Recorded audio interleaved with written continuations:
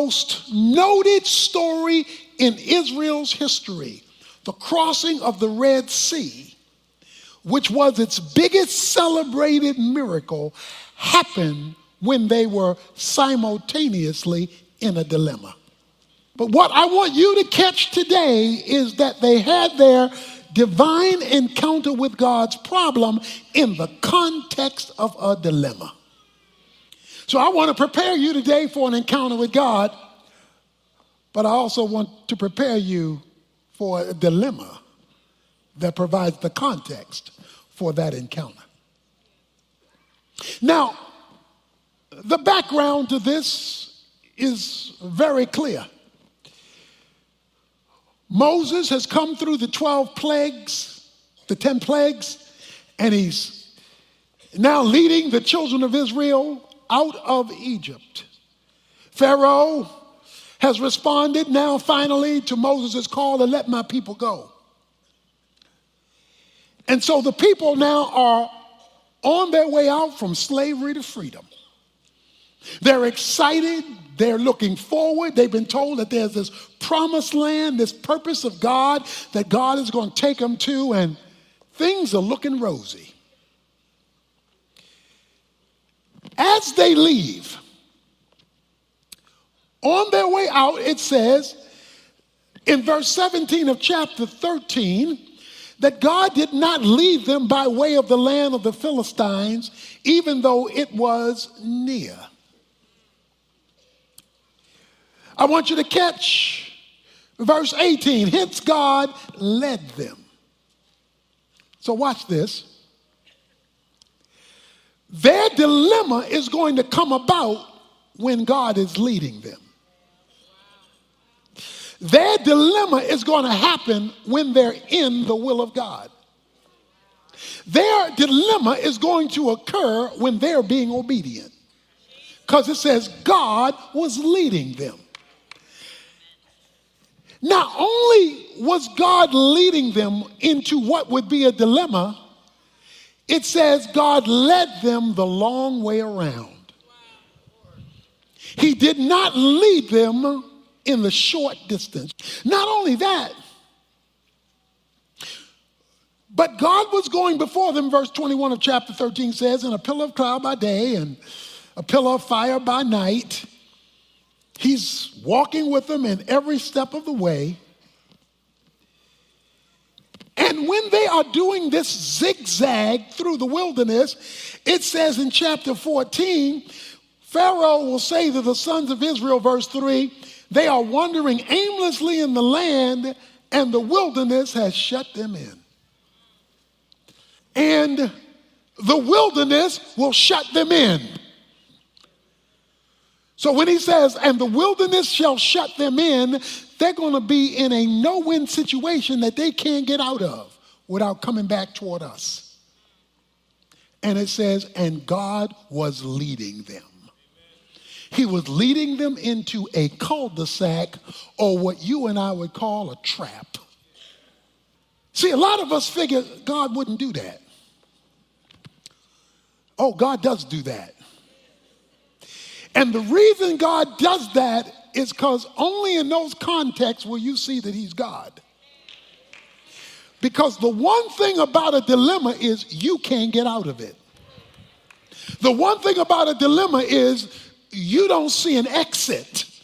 And every direction you look in is a trap.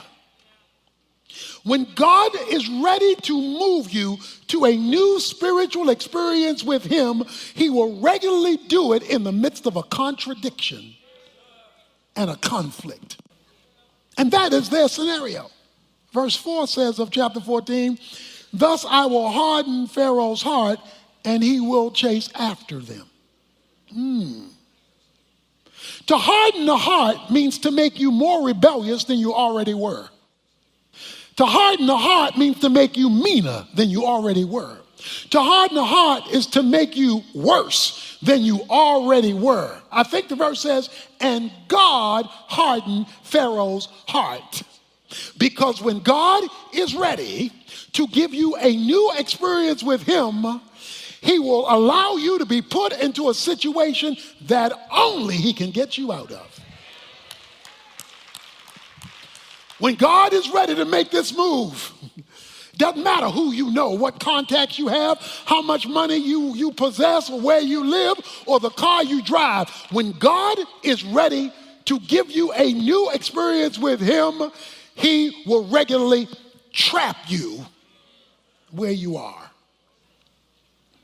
Verse 8 of chapter 14 says, the Lord hardened the heart of Pharaoh, king of Egypt, and he chased after the sons of Israel. They finally get out of Egypt.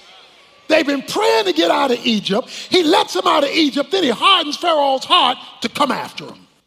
As Pharaoh drew near, verse 10, the sons of Israel looked, and behold, the Egyptians were marching after them.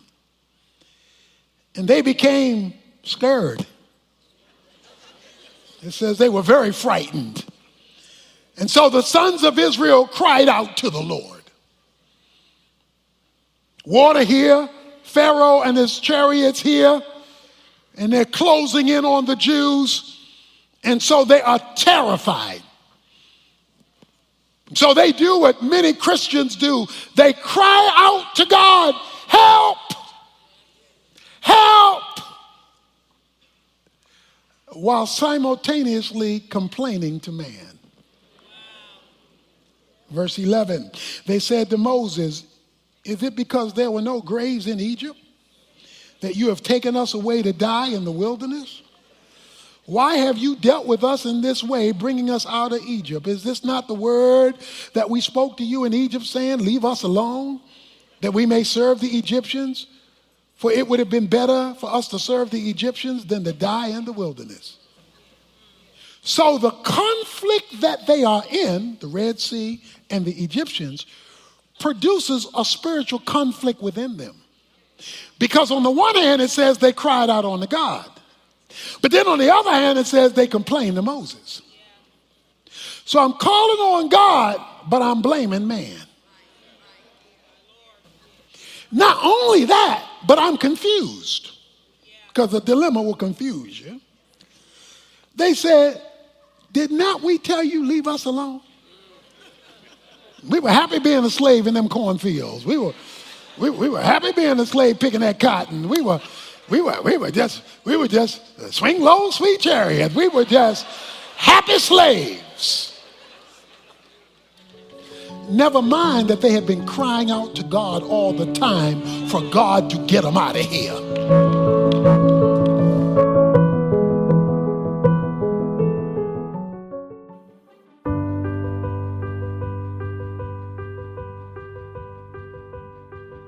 I'm sure you would agree with me that this year has been very challenging. And the urban alternative has been being bombarded with people with questions as we faced one crisis on top of another crisis on top of another crisis. All over the nation and from even around the world, people are asking, what does God have to say about what we're facing and dealing with? Well, we believe that God does have answers and that his word is truth. And so we've been seeking to provide that through expanding our ministry, not only on radio and television, but online and every mechanism possible, because God has used this crisis to open up a door of opportunity. Your generous support for us will allow us to keep giving divine answers for our human dilemma. Never has there been a greater opportunity for God's word to penetrate the lives, the families, the churches, and even the communities of people who are desperate for a word from heaven. And we're committed to giving that word. Would you help us end this year very strong and launch into the new year stronger than ever through your generous year-end contribution? We've never needed it more. And the world has never needed to hear from God more. We're going to give that word to the world with your help. Thank you for your support, and God bless you.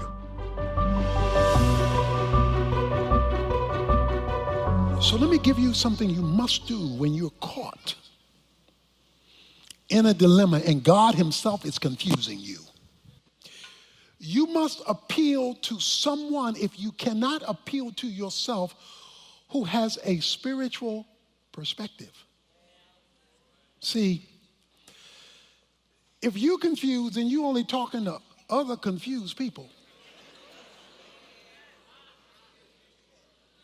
who do not share a proper view of God, then all you're going to do is reinforce the frustration of your dilemma.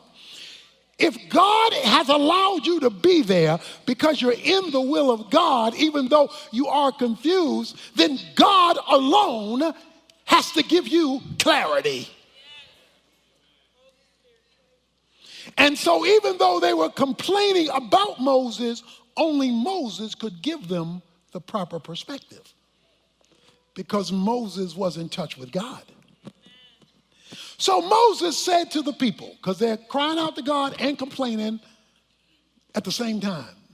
So Moses says to the people, do not fear. Stand by and see the salvation of the Lord. So he brings in a spiritual perspective to their human dilemma, which he will accomplish for you. The Egyptians whom you have seen today, you will never see them again. The Lord will fight for you while you are silent, not while you are talking. What he's referring to was the complaining they were doing. Not the crying out to God, but the complaining. God will fight for you while you keep silent.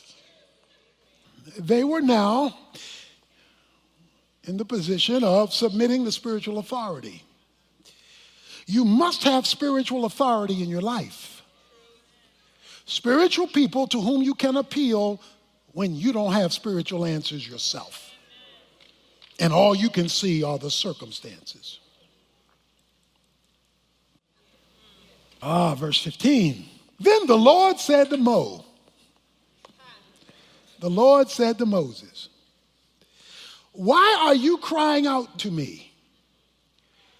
Tell the sons of Israel to go forward.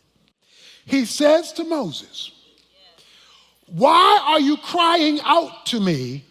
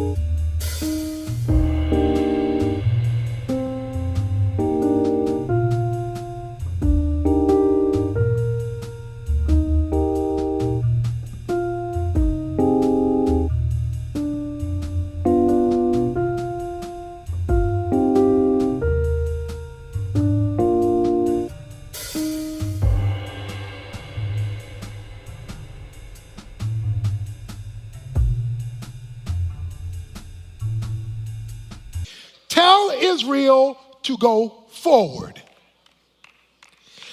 Now, the problem with that verse is there's nothing stated about Moses crying out to him.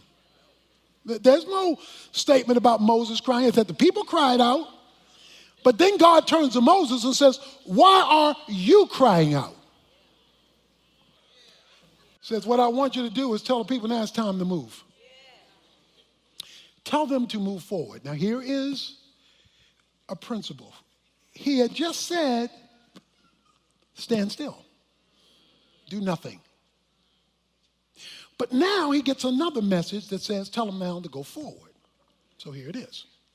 When God puts you in a dilemma and there is nothing that you can do or should do, you do nothing. When God hasn't given you something to do, that means there is not something he wants you to do yet. But now he tells him to move forward. It says by faith they crossed the Red Sea. Remember, faith is in your feet, not in your feelings. Hebrews 11:29 says they did it by faith, because faith often has to operate when fear is present. Okay? Faith does not automatically eradicate fear, but faith, when it is operating, overrides fear, because fear immobilizes. Faith moves, even when you are fearful. But when he gives you something to do, you move. He says, tell the people to move. And so the people move. Moses, lift up your staff. He lifts up the rod, now called the rod of God. He says, I will, again this word in verse 17, harden the heart of the Egyptians. I'm going to make them harder. I'm going to make them hate you more. I'm going to make them come after you worse than before, so that they will go in after them, and I will be honored through Pharaoh and his army, through his chariots and his horsemen. So Moses stretches out his hand with the rod, verse 21, and the Lord swept the sea back by a strong wind all night and turned the sea into dry land, so the waters were divided. The sons of Israel went through. Verse 23, then the Egyptians took up pursuit. To see a sea open up, the water wall on both sides, this whole army of almost 2 million people walking through, and you go in there after them. You got to be crazy. But they were made crazy by God hardening their heart. So God may be hardening the heart of your coworker, making them treat you bad worse. He may be hardening the heart of your boss, making him treat you worse, or that person in your life, or that circumstance. See, that's why you got to be in the will of God, because when he makes it worse, he's using it. I will harden Pharaoh's heart, and the Egyptians will come after you. It says in verse 31, when Israel saw, say saw. See, not they ain't heard, they saw. When Israel saw the great power which the Lord had used against the Egyptians, the people feared the Lord, and they believed in the Lord and in his servant Moses. Why does God put you in a dilemma when you're in his will? So you can see something. It says, when they saw the power of the Lord, they encountered God's power. They said, you know what those people were saying? They said, take us back to Egypt. You know what God was trying to do? He was trying to deliver them from something in their past. Egypt was their past. But you can get so used to yesterday that when the day goes bad on you, you want to go back. He says, I'm going to deliver you from yesterday because I have a different tomorrow. But for me to deliver you from yesterday, to take you to a different tomorrow, I'm going to create confusion today. So I want you to look at your dilemma that you're either in or that you will face differently. If you're not walking by faith, but only walking by sight, begin to walk by faith and no longer live a life of complaining. Acknowledging the reality, but not blaming man for something God has done. Because you now have this bigger view of God who wants to show you his power so that he can blow your mind in a catch-22. I want to conclude my time with telling you one of my dilemma moments. We were meeting at a school in the early days of our ministry. The school board said we could no longer meet there. We would have to, in a couple of weeks, find another place. We were in a catch-22. We were in a dilemma. What would we tell the people? We went back to the school board and asked them for an extension of time. They said they do not think we can get it because there were too many board members with this whole thing of church and state that were against the church meeting in a school. But then they said, but we will have a final official vote. But the person who we talked to said, let me tell you now, there are too many people against you. All we did was call on God to intervene and to do something that was out of our hands. It was now the day of the vote, and we knew the votes were against us. We'd been told that by an insider.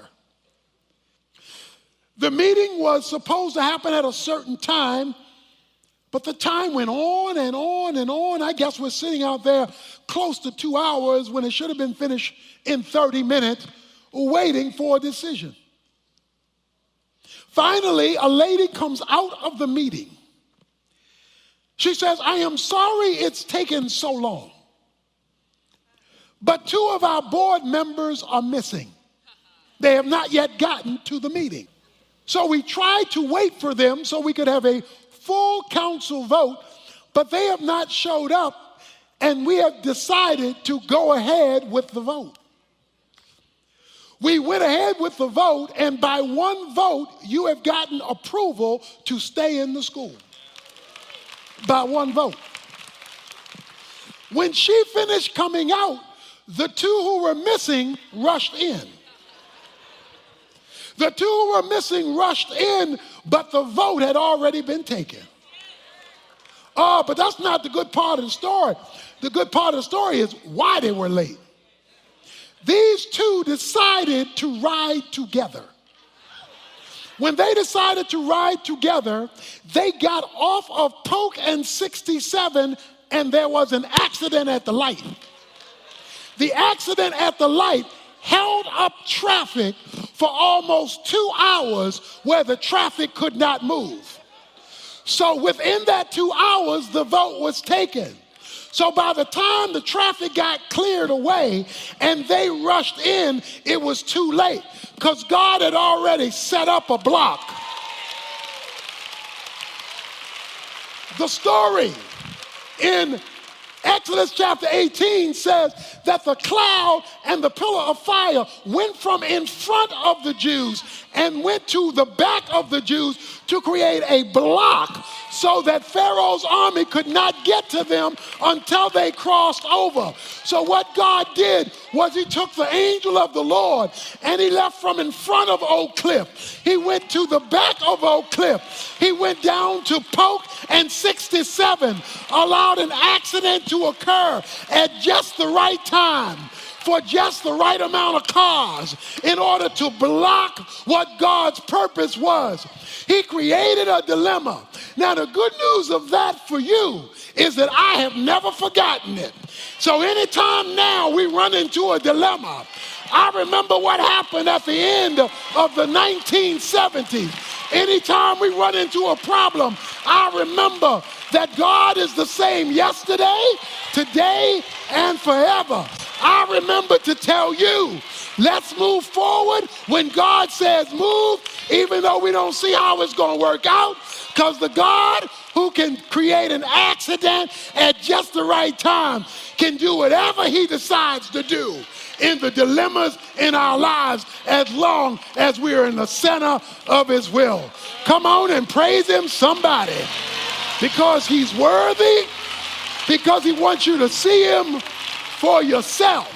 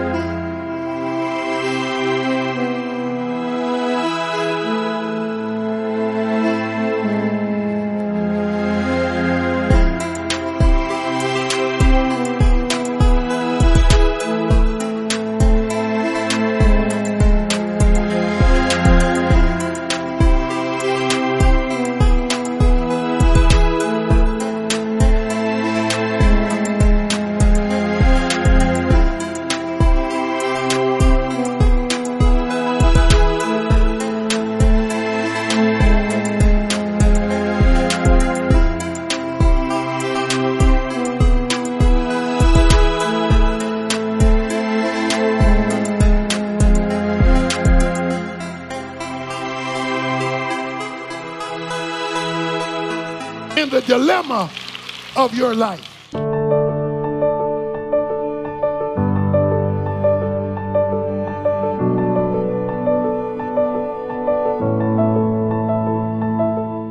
The power of God is often most clearly seen in the contradictions of life.